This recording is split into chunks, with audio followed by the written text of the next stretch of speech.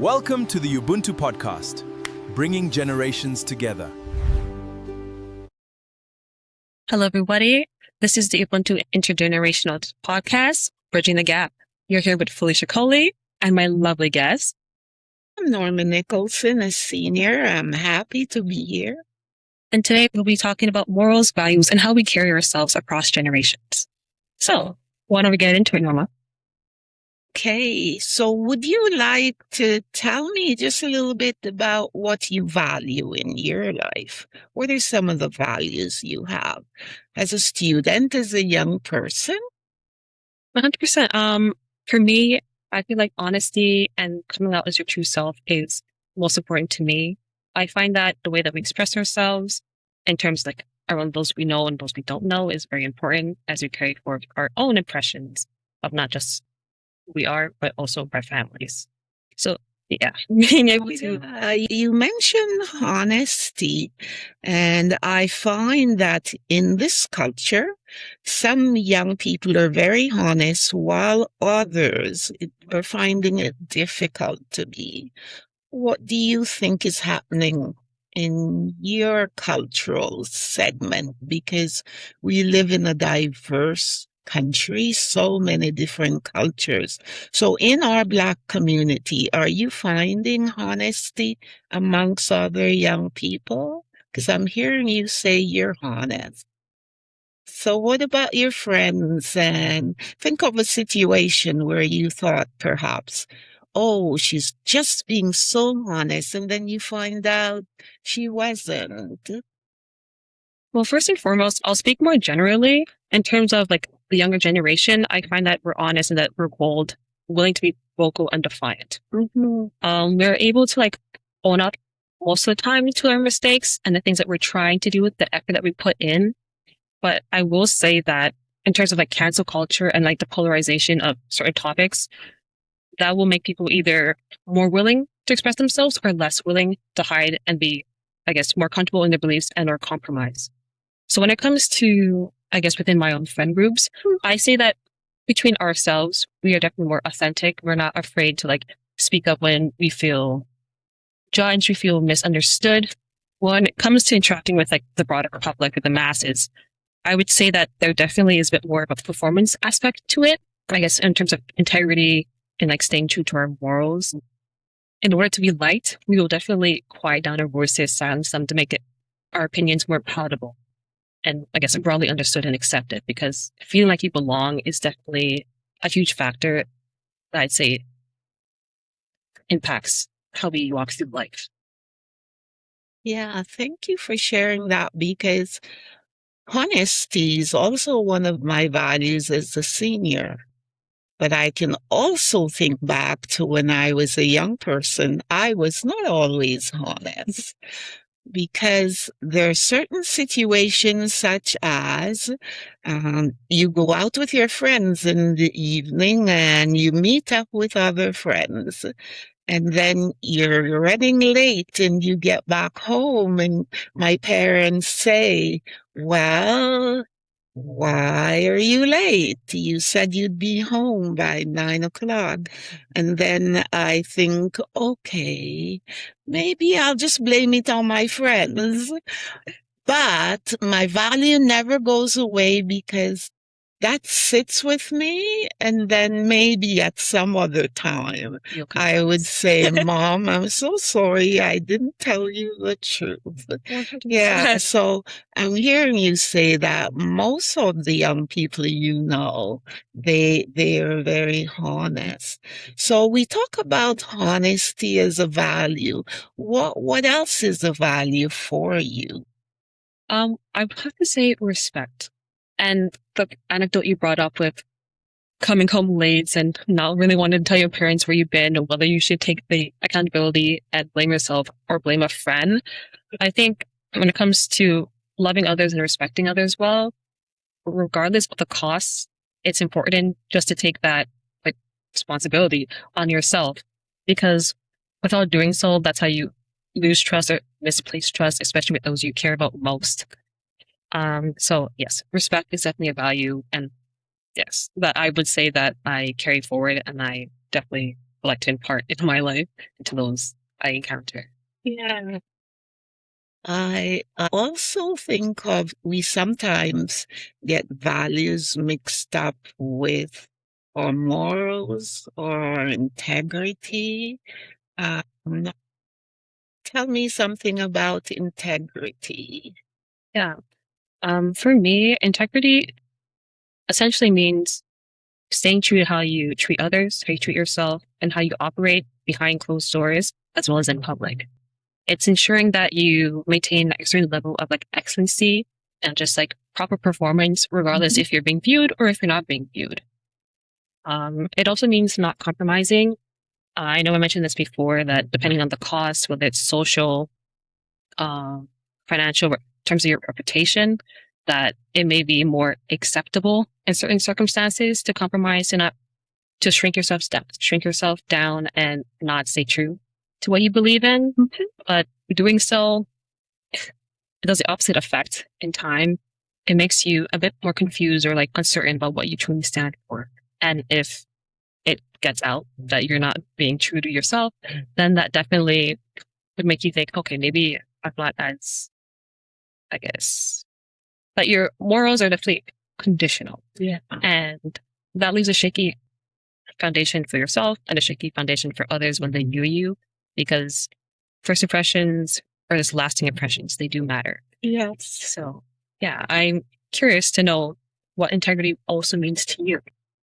Integrity for me is that when I do something in public, I'm being watched by others, whether it's another senior or a younger person. Whatever I do in public where I'm being watched, I do that same thing, like honesty, respect, and all that. So it's the integral part of me. So I will say, for example, I'm going to bake something for my children, and I follow through on that, whether they remind me or not, so that they can build that trust. Yeah, because some folks and some seniors too, they will say, for example, I love you no matter what you do. And yet, when something happens like that lateness we talk about, seniors get really upset. So what I really strive to do, because I do a lot of teaching also as a senior, I teach other seniors and I teach young people. So to have integrity is you must do what you say you're doing, whether you're being watched or not. 100%. Yeah. That's what you do when the doors are closed. You keep your promises to yourself, or are you going to slack and become lazy? Because that will show up, whether you like it or not, because nothing that is done in the dark, like, will stay in the dark. It will come to light. Yes, so that's what integrity means for me. Can we talk a little bit about working with other people, like you being a student, collaborating, and how do you share any of your values, like with other students? How do you sort of, not always mentoring, but how do you share your values? Because I have been to classrooms because I teach students at times, and I will see some students don't help others. They're not respectful to teachers, but I'm not saying it's every student. But how do you show some of your values and moral, like in a classroom setting or even in a part-time workplace setting? Right. I think first and foremost, when it comes to interacting with others, that's something you learn at home. Ideally, if you have a household where it's like you have a strong foundation, whether it's one parent or both parents or even siblings, you learn respect there, that whatever you do at home is what you do abroad. So when you bring it into the workplace or you bring it into a classroom, you transfer those morals and that the way that you conduct yourself towards your teachers and towards your fellow peers. So when it comes to maybe a group assignment, we have all different backgrounds, maybe different understandings of the topic itself, but we get to come together in order to make a proper product. So when it comes to that, I think being able to stand up and like assume like a co-leadership role which means being able to hear others out and being able to communicate clearly, being able to show that whether you have a high interest in this topic or not, it's important that we that we infuse this work with our best efforts, because this is not just reflecting on you, it's reflecting on everyone in this group. So having that community mindset ensures that you're not just being selfish and narcissistic, caring about yourself, but you're caring for the good of everyone around you. And when it comes to respect, whether it's an employer, or your teacher, whether you think that they're the smartest person in the world or maybe not so much, we're all human at the end of the day. And so your respect should not be conditional. It should be thorough, and it should be shown regardless of your personal opinions, because you're not going to find somebody, especially in this broad, like multifaceted world, where someone's going to be just like you, believing the same things that you do, walking the same way that you walk, talking the same way that you talk. And so you need to have that patience and have that grace, and that understanding that it is wonderful and it is amazing to meet people that are different from you. And having that openness and willingness to like be patient and understand is what will take you further than almost any other skill, I would say. As a senior, that is really outstanding to hear you say. And it's not a test, but I just want you to reflect. And it's like looking at, do you truly value and respect others? So share with me today and visualize walking down the street, and in front of you, you see a Black young male. Don't know his age. He just seems like someone who would be in high school. He's walking ahead of you, and he has his pants below his waist. And you look at this person. He's Black. You respect everyone as much as possible. What comes to mind? And be honest. What comes to mind when you see that young man ahead of you? You may walk past him. You may walk behind him for a while. You're probably both going to the same bus stop. So what comes to mind? Okay. When you describe that scenario, I definitely thought about what my parents would say, particularly my mom. Would definitely throw out some judgmental comments, if we're being honest, and whereas I would probably keep it to myself inside my mind. Personally, it's not my fancy. I prefer everybody to wear their clothes at the proper level, but maybe that's just conservative of me. But I would, and because of that mindset, thinking that's maybe not the most appropriate way to wear your clothes, I would be a bit disappointed in myself, thinking about, oh, that's not the way you should be carrying yourself. Of course, it's not my job to parent anybody else, but it would just be my hope that whether you're Black, white, you're Asian, regardless of your race, ethnicity, that you carry yourself in a way that will be appropriate to not only yourself, but to those around you, because we all have eyes, like, thankfully, and we all have sight for the most part. And so just being conscious of like how you carry yourself and around like older or younger people, especially children, I think it's important. So I may not interact with this person, as you said, but I'll just have it in mind. It's like hope for the future somebody will be able to impart some advice on like maybe how to dress better, how to carry themselves in a way that will bring them respect and also honor those around them. When I was a teenager, I would have thought the same way. And now that I've had children of my own, I've interacted with other young people, those thoughts no longer enter my mind at all. Yes.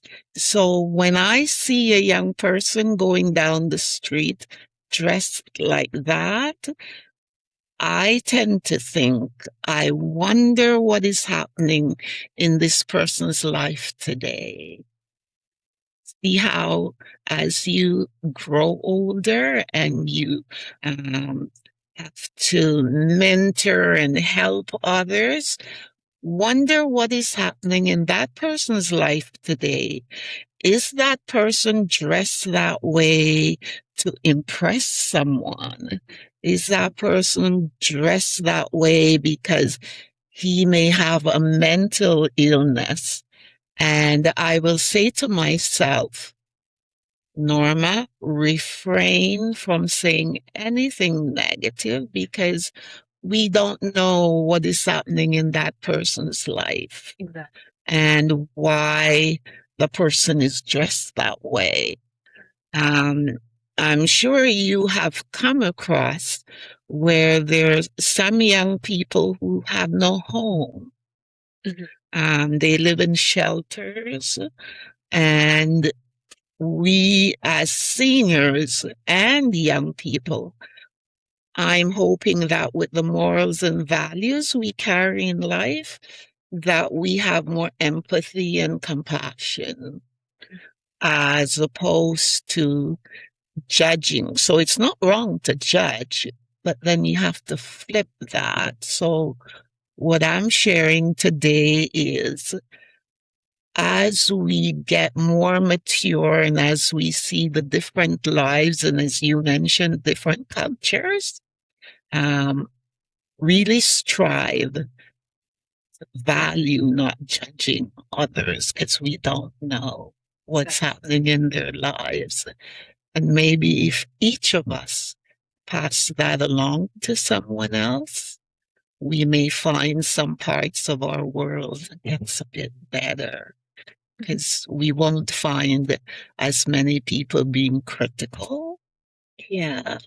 I'll share a short story with you about another way I used to think as a teenager. I learned to drive when I was 16. So I would want that car to drive. And it was a winter day, and I had borrowed my brother's car, and I'd driven to a plaza, but I was going to pick up some hair products. And as I parked the vehicle, here's a 16-year-old, I can drive. And then I parked the vehicle okay, and I just jumped out and did not realize that, oh, I hit a patch of ice on the sidewalk. My purse went flying, and I thought, I hope no one saw me. But there were two seniors who saw that happen, and they are trying to straddle the sidewalk themselves. And I think, okay. So I sat up and they say, dear, can we help you? And I say, no, I'm fine. Because I'm this teenager that doesn't want any help from. Yeah, I don't want to look uncool, more uncool than I am. Yeah, but you can tell those seniors came with very good values, or they could have walked by me. Right. And then I sat up and I got up and they waited. And that really taught me another lesson about prejudging others, because I don't know whether they would have tried their safe walk along the sidewalk once they saw me fall, or they would stop to help. So in talking about morals and values, we each come across different situations, but that inner part of us that has that integrity, we really need to hold on to it. Yeah. I agree. I thank you for bringing in that anecdote and also the nuance in your previous response about like not judging first. You hear the common expression, don't judge a book by its cover, because you never know exactly what people are going through at home or like in their respective like accommodation situations. And so like I do thank you for like bringing that, because I do know that, but I guess hearing that situation, hearing just the scenario, that's the first thing that came to my mind. So just having this conversation definitely will help me. Like when I leave this room, how do I view others? Am I being quick to judge, or am I being patient and more understanding, considering what they could possibly be going through in their life that make them dress or act a certain way? Because we just never know. Just need to extend grace, yes, and understanding at all times. I think of Ubuntu as this wonderful organization where we are really striving to listen to young people and have seniors share with them. But as a senior, I am very careful throughout my life that I don't impose something on a young person because you have to grow into it. And thank you also, Felicia, for sharing that feedback because I have come across seniors that say, when I was younger, I didn't do that. And these young people don't have any respect these days. And perhaps that senior had come across one, one person that is disrespectful. And you don't use I don't know if you've heard the saying, but you don't use a broom to sweep everyone under the negative carpet. Yeah. So thank you for that feedback. Yeah. And we have to be very careful as senior to uplift our young people where we see them failing. Because when I think back to my days as a teenager, I had parents at home. There are many teens now who say bye to their parents in the morning. Either parents are gone to work or they're gone off to school and they are away 8 hours. So when they get home, there's homework or friends to call. Um, and that will get us talking maybe a little bit about how do we keep our values and morals where there's so much technology and social media. How do you think we should do that? Well, that is an excellent question. But before I dive into that, Right. I'd like us to take a little break. So yeah, sit tight, everybody. We'll be right back.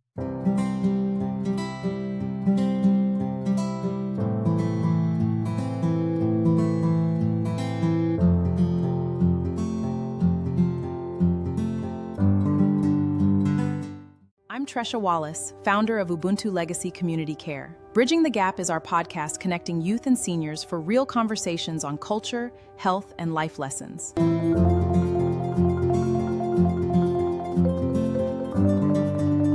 Welcome back, everybody. We hope you enjoyed the ads. So we wanted to continue our conversation on how social media impacts youth now and how they show their morals and how they navigate that space. And so when I think about that, I do have to speak about the performance aspect.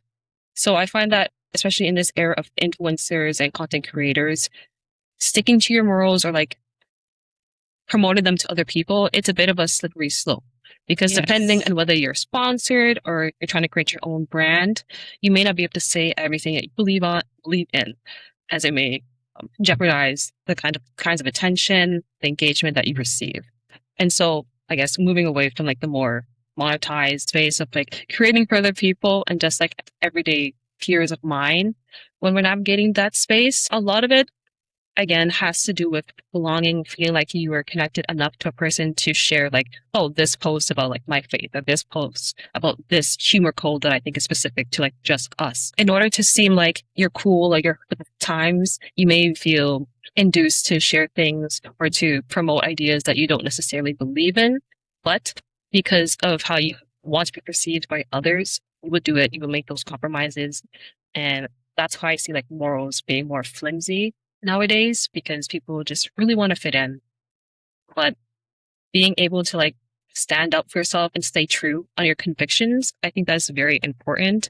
And so when navigating that social space where there's just so much content, so many ideas and opinions being thrown there, I think it's very important to really curate your own algorithm to like the best of your ability and to make sure that, again, like you said before, how you conduct yourself behind closed doors is how you conduct yourself outside.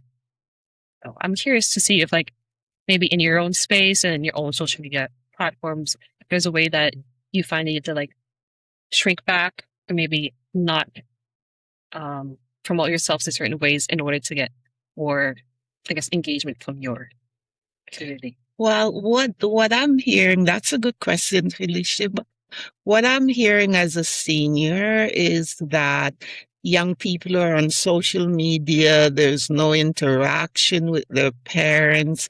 They have forgotten about the morals that they were taught, and they're watching all kinds of YouTube and different items on social media that doesn't align with who we are as Black people. So I'm hearing you say that there is pressure out there from young people. They want their iPhone and they want to be able to go on their phone and watch whatever. But as a senior, I validate that this is a need for young people. However, I am supporting parents in saying, have a discussion with your son or your daughter. We have purchased this iPhone. What is going to be the purpose of it? How can we work together to ensure that you're not going to go down that dark hole that is happening out there with this phone? And we talked about the morals that is valued within our family. We talk about those that we value in other people. But for me as a senior, I really try to start with my own family. Because can you imagine seeing a young person as yourself that I don't know 100%, and I'll never know anyone 100%, and be saying to you, what are you using your iPhone for? Right. That would not be appropriate. So I am hoping as a senior that if we had a discussion group and that came out, then I would be able to say, are you comfortable sharing what you use your phone for? And if I'm talking to young people that I truly know a bit and they're being honest and they have integrity, they will say, the odd time I open YouTube and that wasn't what I was hoping I would find, but I closed it. So it's monitoring oneself and knowing when to pause and not go down certain paths. And as a young person, I can share with you that you won't regret avoiding all that negative stuff on social media. And social media can be used in a good way. Yes, that's a tool for growth, indeed. Yes. Because if you were studying something and you came across a word that is very unfamiliar, I have written discrimination on paper on my computer, and then I think, why is it highlighting? But I had inadvertently put two eyes in. Mm-hmm. And so I just opened Safari on my iPhone, and it is the spelling it gives me and the meaning. So that's a good way to use it. Mm-hmm. So I asked Google, I'm lost getting to the studio. Where do I find 350 Rathburn Road? So you see how anything in life can be used for good or bad. Right. But it goes right back to the morals that we have and the way we apply them in whatever situation we're in. Mm-hmm. Yeah. So would you be comfortable talking to your parent about the way you use social media, or your grandma or an uncle? If they say, tell me some ways you use social media. To an extent, yes. As a broad statement, I guess the amount of time I spent on my phone using my devices and specifically using social media would definitely bring a point of embarrassment, if I must say so myself, because this whole phenomenon of doom scrolling is going down a spiral, just flipping through videos, hoping to find your next hit of dopamine or whatever it may have you. That would definitely be something I'm not proud of.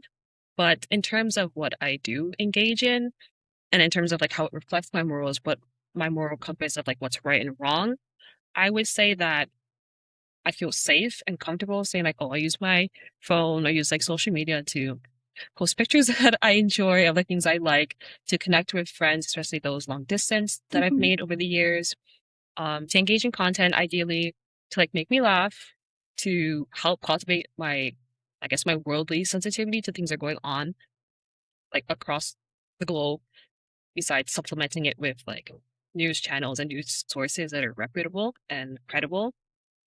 And also faith content. This is personally for me, little snippets of things like that. So in terms of that, in terms of like how I'm able to navigate this online sphere without compromising, or like try my best not to, I would say that yes, to answer your question, I am comfortable sharing that with my parents, and it's not like a form of like a point of contention that I fear would come up. And yeah, that's definitely what I wanted to say on that topic. I'm curious to ask, like with your children, do you find like there's, since you see family is very important, would you say like having that conversation with them?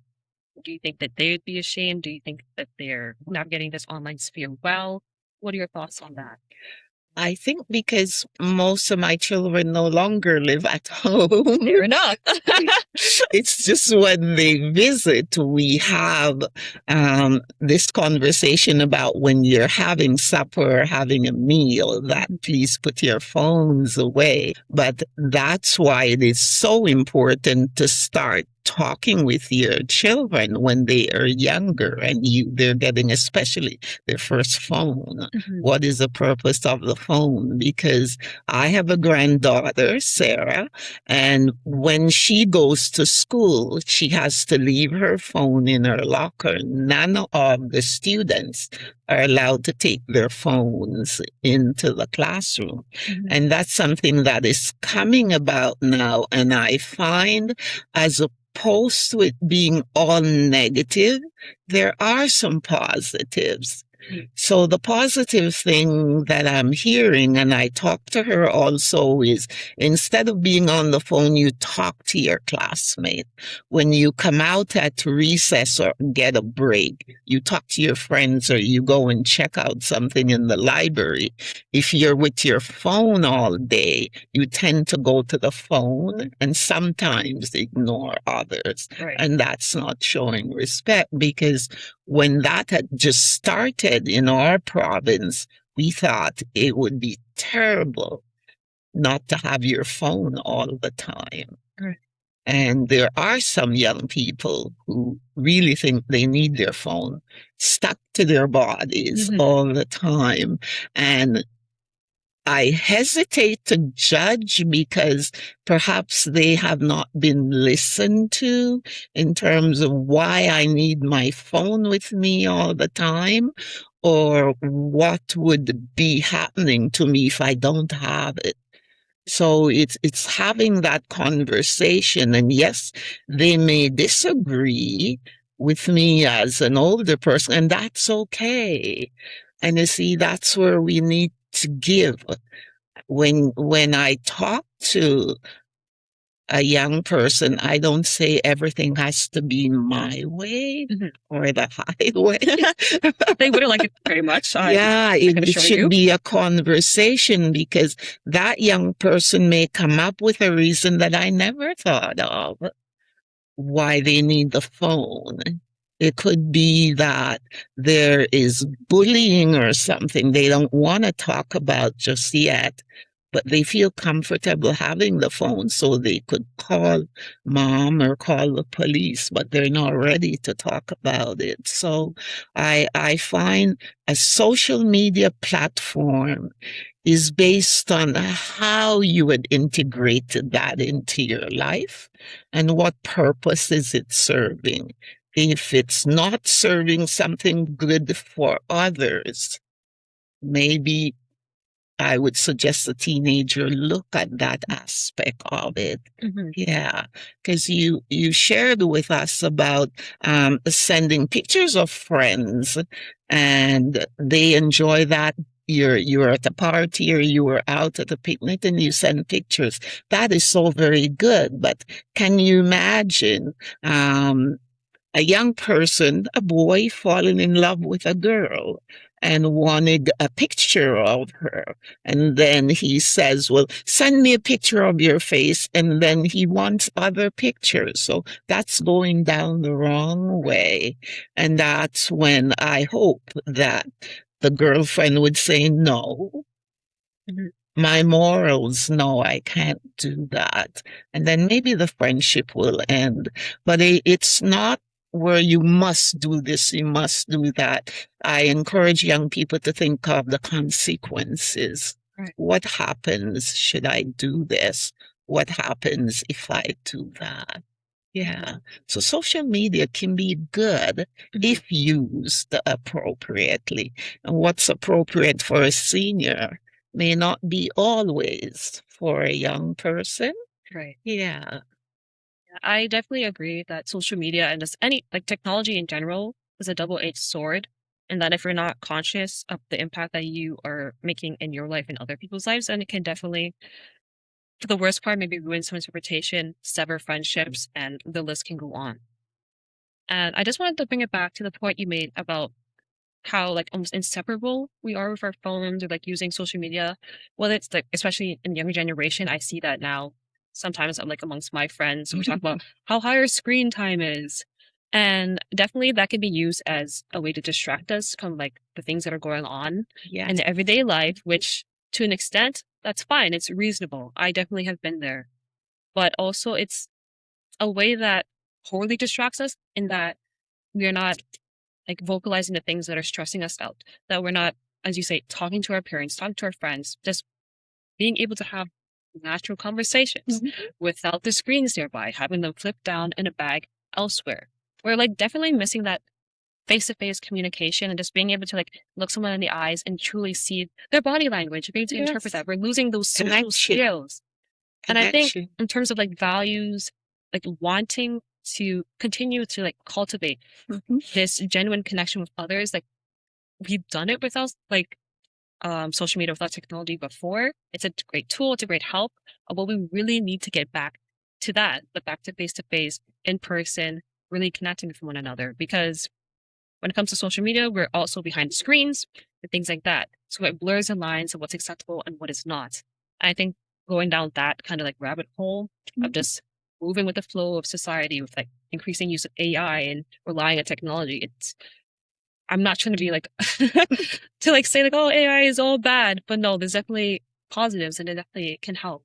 But we definitely have to be just more conscious and more mindful of how we use it and how we use it to connect, because it can't replace the things that we've experienced before, and it will only give us like a counterfeit. And so, yeah, when it comes to like building habits and things like that, I definitely would caution like myself and like anybody else who seems to have like some kind of dependence on like technology, social media, whatever have you, to definitely take a moment to reflect, to sit down with yourself, sit down with your own thoughts, to be comfortable with being bored or just being alone and seeing where that takes you. Because in this day and age, it's easy to be swept up with one thing or another, whether it's by your own inward passions or somebody else's. So I just encouraging that like inward reflection, introspection on a regular basis. And so for our last question, Norma, I wanted to ask you, when you were my age, what were the morals that you had and how did you carry yourself?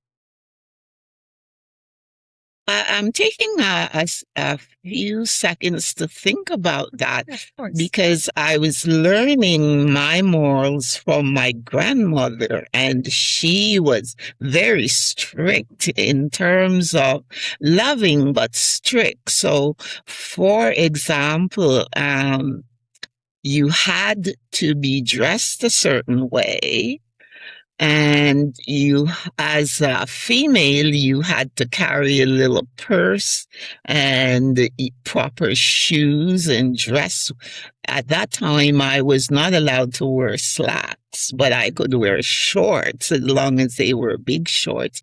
And I think that came about because there was so much respect for seniors, senior to senior. And when you're young and you're respectful of seniors, you want to look your best. Otherwise, those seniors would actually talk with you. And I didn't want that to happen. So, yeah, and I don't think you can tell me that if I'm on the right track. I don't think many seniors, unless it's their family member, would address the morals around the way you carry yourself and the way you talk, unless they knew you and you were like a family member. But when I was younger, even if that person wasn't a family member, but they lived in the same community, you have to really watch what you do or they would stop you. And at that time, you don't get upset because it was a norm. And in fact, I found that was very helpful for me to learn how, as a Black child, a Black teenager, that would help to carry me through life, because then I remain that way even as a senior now, where I always think of how I'm presenting myself, and I no loud arguing or anything like that. And one of the things you may not know is that I am also a mediator, a conflict resolution mediator. And I think back to all the added skills that mold me. And then that's the way I treat young people now, the way I was brought up, but in a bit of a different approach. Yeah. There definitely has to be some nuance when you're interacting with people your age and then with the younger generation. I do Yes. agree. Yes. Okay, well, thank you, Norma. That was such an insightful perspective. So yeah, I thoroughly enjoyed this conversation with you. You've had so much nuggets of wisdom that I'm definitely going to take back with me when I go home and reflect on them, especially as I navigate this everyday world and everything that comes by. So yeah, I just want to thank you all for listening, for tuning in to our podcast today. I want to remind you that yes, Ubuntu, I am because we are. So this is Felicia. Norman Nicholson, it's been a pleasure. And as we go away from today, bye. Bye-bye. Take care.